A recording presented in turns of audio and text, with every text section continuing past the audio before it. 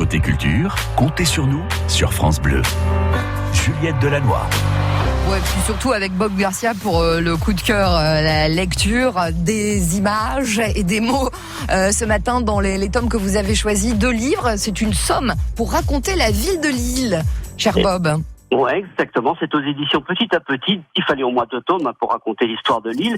L'idée de Petit à Petit, c'est de raconter l'histoire, la grande histoire à travers l'histoire des villes. Donc on commence avec Lille, c'est deux tomes de 78 pages, une alternance assez subtile, bien équilibrée entre BD et documents. C'est un ouvrage collectif. Scénario et dialogue de Thomas Mosdy et documentaire et texte historique de Béatrice Merdrignac. Le premier tome, il va de 58 avant Jésus-Christ jusqu'à 1477, Charles le Téméraire. Ah oui.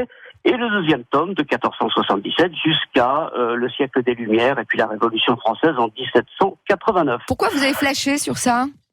C'est génial parce que vous voyez, vous lisez une bande dessinée d'histoire. Alors évidemment, il y a plein d'invasions, de pestes, de famines, de sièges, de guerres, mais aussi d'amour, de passion, etc. Donc c'est une vraie bande dessinée. Et entre les bandes dessinées, il doit y en avoir au moins 5 ou 6 ou peut-être plus par tome. Vous avez tout un texte documentaire qui vous explique l'époque, ce qui se passait exactement en termes d'art, de culture, de médecine, d'architecture, l'évolution de la ville, l'évolution des arts, de la musique, du théâtre, etc. Donc, c'est une façon d'apprendre, je dirais, de manière assez ludique. C'est hyper bien fichu. Ouais. Et il y en a plein d'autres. Donc, je vous en reparlerai parce que il y en a plein dans cette collection. Voilà. Ouais, les beaux livres, donc une écriture collective, mi-chemin entre la BD et le document sur l'histoire de la ville de Lille. Et ça n'a pas l'air rébarbatif, bien au contraire. Oh non, voilà, c'est votre sélection. Et on sait que vous nous donnez le meilleur, Bob Garcia.